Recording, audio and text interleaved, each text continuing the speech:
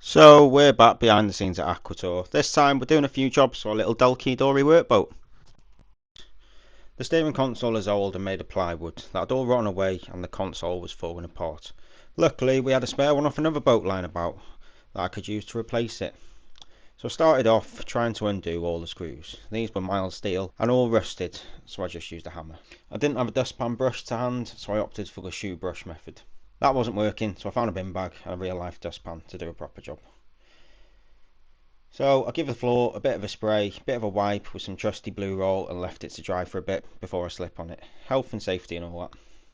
Next I had to disconnect the steering cable from the engine so I can use the old one on the other console. Luckily someone else had cut a slot in to allow the cable to come out. It looks an absolute mess but it works, but you know, workboat. Then it was time to line the console up. This took a bit of thinking and my dad came down to offer some assistance, or get in the way, or both. There was holes in the floor that I wanted to cover, so I used a load of marine sealant to cover the holes all around the floor where the new console was going. It'll stop any water going into the boat and help the console adhere to the floor. I also put some on the bottom of the console for extra stickiness. Then I lined the console up, stuck it down and then put a few screws into the wood at the side and through the floor. This just helps hold it all down. Then I put the seats in, did the spin test, wee fitted the new battery box and tested the steering.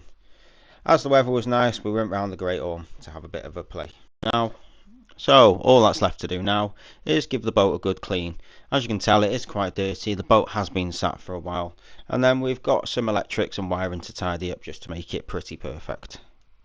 It was a lovely day round the Great Orme on that particular day. The sun was sort of shining, it wasn't too cold, and the sea was absolutely flat calm. Thanks for watching this video. If you like this sort of content, leave a comment below and we'll get some more to you.